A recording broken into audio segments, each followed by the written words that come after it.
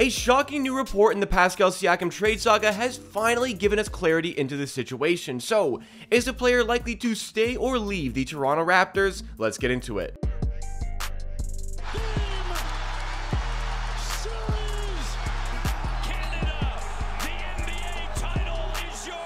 Welcome everybody to Amateur Hour Sports. This is the YouTube channel that is dedicated to Toronto Raptors content and videos just like this, as well as live streams and shorts. If you enjoy what you see from today's video, then make sure you are subscribed to the channel to keep up to date with all the great Raptors content coming your way and to help us on the road to 16,000 subscribers. But finally, some new reports in the Pascal Siakam trade saga that actually lead us in a direction to try and find out exactly what is going to happen with the player. Last week, we finally broke the silence on any sort of Pascal Siakam news in the NBA media universe as Charania of The Athletic revealed exactly what the Atlanta Hawks offered for Spicy P's services. Now, most of us here on the channel are in agreement here. In fact, the grand majority are in agreement here that the trade that the Atlanta Hawks offered with DeAndre Hunter along with AJ Griffin and draft compensation was just not enough for Pascal Siakam's services. So after that, talks were on hold as were the reports, so we didn't really know exactly what the fate of Pascal Siakam was going to be.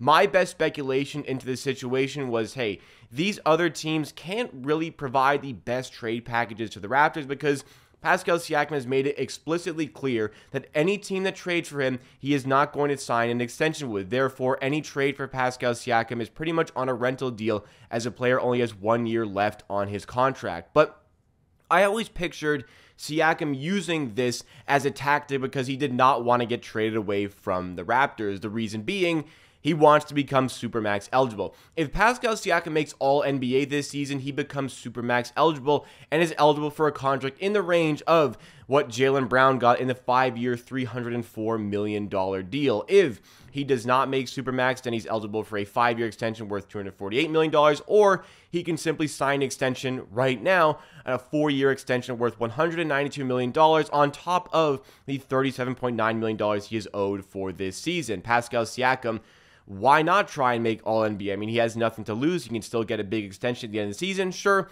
there's a little bit of risk of an injury, maybe hampering his ability to sign that extension, but ultimately, teams want good players. Even with an injury, he should have no problem in finding a contract. I'm not saying he's Kevin Durant, but when the Brooklyn Nets signed Kevin Durant to that massive contract, Kevin Durant was going to be unhealthy and not be able to play for the entire first season of that contract. Teams will pay to have good players on their team, even if they are not the caliber of Kevin Durant. But my stance on this situation was Siakam was using this tactic, as he's not going to sign an extension anywhere he goes, as a smokescreen to stay in Toronto. Because yes, if he makes all NBA, he is Supermax eligible, but that only applies if the player is in Toronto with the Raptors. The Supermax extension is a bit of an incentive for the best players in the league to remain with their current teams. So Pascal Siakam getting traded would take away the length he has been with his current team and therefore would take away his Supermax eligibility. Pascal Siakam, all signs are pointing towards the fact that he wanted to go and try to make all NBA this season, therefore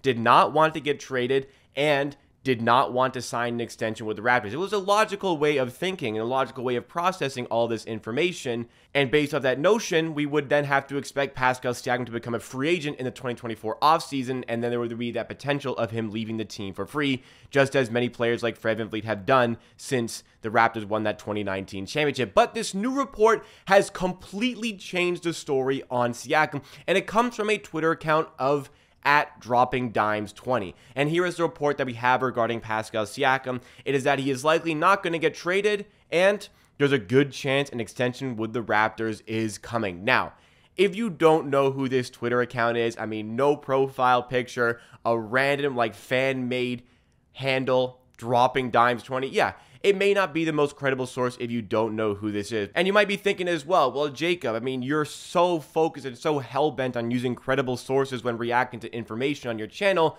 Why would you go and use this information here? Well, let me give you a bit of an insight into exactly who this user is. This user, nobody really knows who it is, but they have had a consistent track record of absolutely nailing NBA reports just like this ever since, to me, when I first saw it, the start of the free agent season, when they were consistently on point with their leagues, consistently on point with their information, and usually even beating out Woj and Shams to the punch on some breaking NBA news. Now, we're not going to treat dropping Dimes 20 as some gospel here, as some definitive certainty here, but there can be a great degree in confidence in trusting the information that is put out on this profile, and that's what I'm going to use for this video right now. All signs seem to be pointing towards now Siakam signing an extension with the Raptors. This is something that was extraordinarily unexpected to myself. Siakam staying with the Raptors was not unexpected. The Raptors were not going to get an offer that they were very happy with, and we're probably just going to play out the season with Siakam in hopes that they can give him a contract in the 2024 offseason.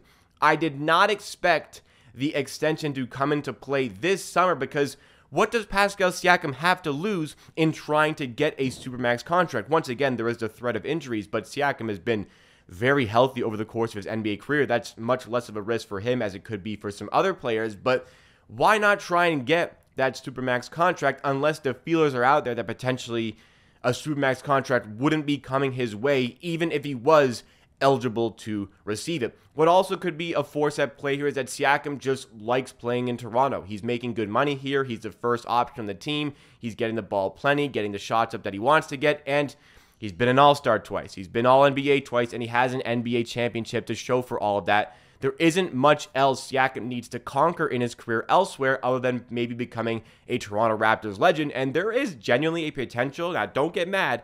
Don't get mad. This is not a hot take. There is a genuine potential here that Siakam could be on track to becoming the greatest Raptor of all time. That crown is currently held by Kyle Lowry 100%. 6 All-Star appearances, an All-NBA appearance, an NBA championship. Yeah, these are some amazing things to show for Kyle Lowry, also leading the team through the best generation that it's ever had, like consistent playoff success year after year after year, which Pascal Siakam hasn't been able to reproduce yet. Definitely hasn't done it yet, but maybe could he do it in the future? The possibilities are there, and maybe this is what is driving Pascal Siakam. So on my end, my expectation was that no extension was coming. I thought it was strange the Raptors haven't even offered Pascal Siakam the max extension right now of 4 years, $192 million on top of, again, the $38 million that he's owed for this season. But even so, I felt as though it was just a waste of time because Siakam likely wouldn't want to sign that contract in an attempt to go and make All-NBA season and, again, be Supermax eligible. So apologies on my end. That would have been my expectation for the offseason for Pascal Siakam. But now signs, once again, according to this report, this shocking report to me, are that an extension is on the way for the player. And I think this is the best case. Whatever your opinions are on Pascal Siakam, maybe you don't think he's suitable to be the first option on a championship team. I think that's like a reasonable take to have. That's a reasonable opinion to have on the player. But finding a player as good as Pascal Siakam is incredibly difficult to do in the NBA. I mean, there's less than 25 players in the NBA at the most that are better than Pascal Siakam. You can make a case that there's not even 20 players that are better than Pascal Siakam. So finding that first option is incredibly difficult to do. And if you eventually find that first option, you want to have a player as good as Pascal Siakam to be the co-star for that player. And maybe the Raptors have that right now with Scottie Barnes. Maybe Scottie Barnes, we're hoping, gets at the point where he is the co-star for Pascal Siakam. Pascal Siakam finally has a suitable co-star to go and attack the playoffs with. But better yet, maybe there's a possibility in a reality where over the course of Scottie Barnes' Raptors career, he becomes the focal point. He becomes the first option, therefore has Pascal Siakam as his co-star. These are two great realities to have. But even if the Raptors want to move on from Pascal Siakam, which it was very clear they were trying to move on from him in this offseason, they just weren't getting the right offers. The biggest thing that was hindering his value as far as a trade is concerned is the rental contract, the 1 year left on his contract. So if the Raptors can get the extension right now, that is absolutely by far and away the best case scenario. If the Raptors were to wait and give him an extension, even if he doesn't make All-NBA at the end of the season, he would be eligible for a 5-year, $248 million contract. Right now, instead, if he signs an extension, the 4-year, $192 million contract, plus the $38 million he is owed for the upcoming season, well, $37.9 million, let's round up, that would be a total of $230 million over the next 5 years, making it much cheaper to trade the player. And hey, if he does have a great season and makes All-NBA, well, he's already locked into that contract. And if the Raptors still want to trade him, now they have a lengthy amount of years in the contract. Now they have a contract that is far cheaper than what it possibly could have been if he were to make an All-NBA team. And Raptors now have absolutely no threat of losing the player for free in the offseason. So this is the best case scenario. Like, finally, some really good news coming out in the Raptors universe of information. This is great for the team. If they want to keep him long term, they have the ability to do so on a cheaper contract than they probably would have had to do at the end of the season. Even if he didn't make All-NBA, the extension was $18 million more. And hey, you save a little bit of money there. Not a huge difference. We don't have to worry about, again, the free agency possibilities of Siakam going to a different team. So great for the Raptors to be able, if they can, if this information is correct, to get him on that extension this summer. Great news for the team, because even if you want him out, now the Raptors can get more in return for the player when he becomes trade eligible once again. But to finish off here, I mean, we're looking at this tweet here.